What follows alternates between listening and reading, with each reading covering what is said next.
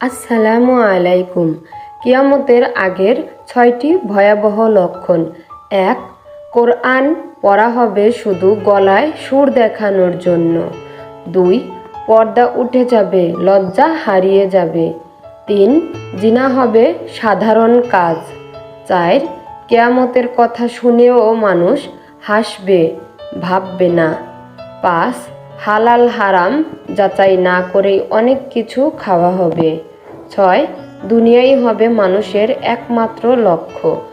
আলামতগুলো আজ আমাদের মাঝেই, তাই কিয়ামত খুব বেশি দূরে নয়। আল্লাহ পাক রব্বুল আলামিন আমাদের এই সকল কাজ থেকে বিরত থাকার তৌফিক দান করুন, আমিন। হাদিসটির সাথে ভিডিওটি ভালো লাগলে অবশ্যই আমার চ্যানেলটির পাশে থাকবেন, ইনশাআল্লাহ।